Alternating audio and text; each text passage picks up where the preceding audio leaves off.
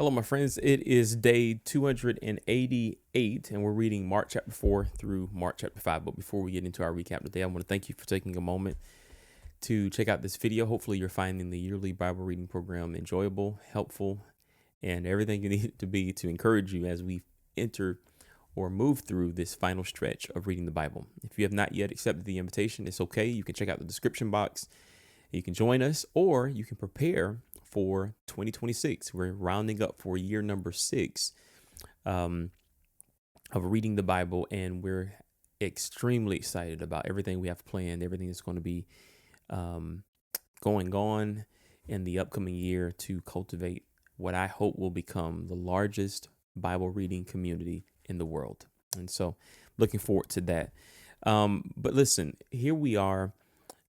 We're in the Gospel of Mark, and a lot of what we've already read before because we've seen it throughout the synoptic Gospels. We understand that these are the same stories.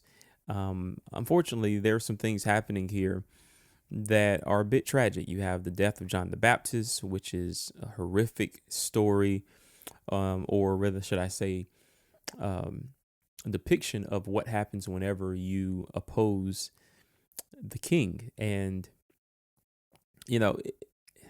I am often, I would say, baffled, blown away by, and let me just say this before I even go there. I'm so thankful that we live in a country that gives us the religious freedom to exercise our faith and participate in the things that we are convicted by. But I'm often perplexed by how uniquely different the 21st century church looks in comparison to the first century church. And what I mean by that is there seems to be no friction at all between the church and the government, the church and the world as they would have identified it. We often think about the world as being this evil, abstract concept.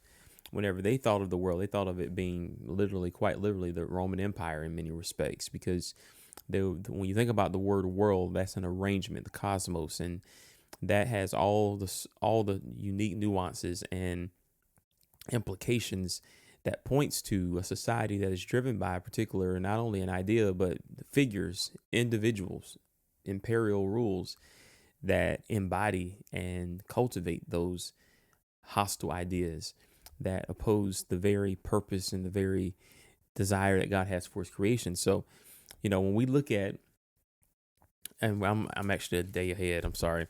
But when we look at things like the death of John the Baptist, we see those kinds of things happening, and we should understand that was their norm of some sorts. But let's get back to day 288. All right. In Matthew chapter 5 and 6, we see that there was a number of things that happened.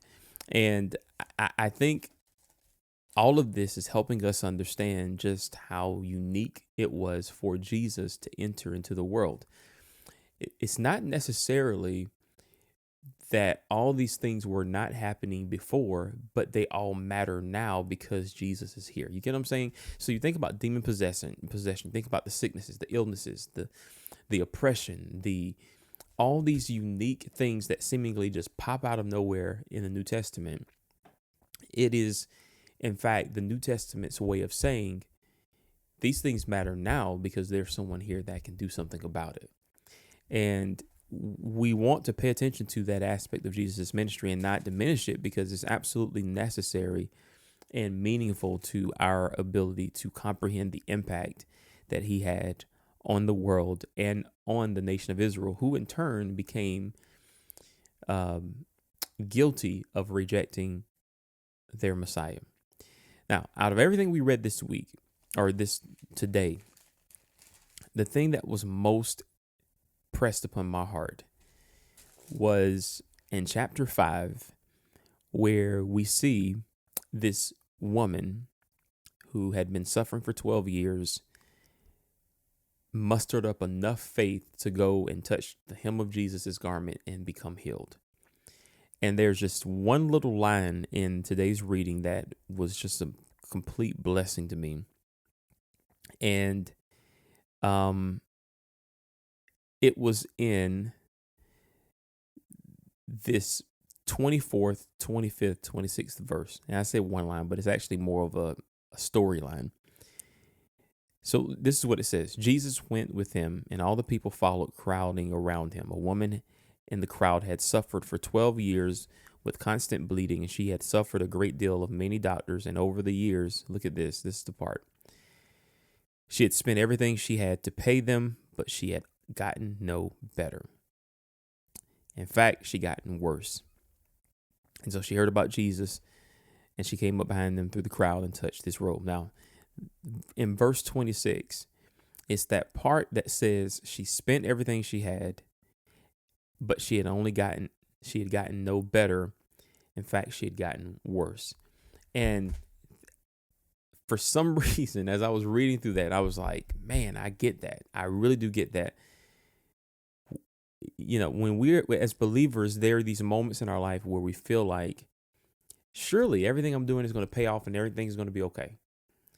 And in this passage, you see this very clearly and intended tension that begs the Christian to think about, what do you do whenever things get worse, right? You're doing everything you're supposed to do. And this is a very interesting passage, because in the Old Testament, the idea is that as long as you keep the law, things eventually work out. If you keep doing what is right, then ultimately things will be okay and things will be profitable for you. That's, in fact, that's what the covenant basically says. If you keep what you're supposed to do, then you will live in the land and everything will be blessed. And the mindset is that as long as I'm doing what is right and what is my obligation, then we're fine. But what happens whenever you're doing everything you know to do, everything that you're supposed to do, and things only get worse? And again, the whole purpose of the Gospels is to show us that these little things, I call them little, but these individual things that were happening perhaps were typical. But the difference maker is the fact that Jesus himself has now arrived and he's able to do something about it. These things in a way that people or the religious culture or the religious system could not do in the past. And so Jesus, he responds. He feels the virtue that comes out of him. This woman is healed immediately. And it just goes to show you what happens whenever you continue to pursue God, even when it feels like things are not getting better. This is just such an encouragement to me. And that's the thing that I took out of today's reading. But what did you take out of it? What was the part of today's reading, chapter 4, chapter 5, that stood out to you? And if you will, please leave it in the comment box below, and maybe we can have a conversation around it. But look forward to keeping up with our reading. Tomorrow we'll get back at it, and we'll learn more about this incredible story. The Gospel of Mark is very good in keeping the chronology. So every now and then you might find yourself reading a little further than you should. That's okay. But remember, we got other aspects of the overall narrative that the other Gospels fill in the blanks on. And so we want to make sure we're respecting that. But listen, let's keep on reading. Let's keep on understanding what it is we are reading. And I believe it will be a blessing to all of us. Until next time, thank you for watching. Take care. God bless. And remember, live by the word.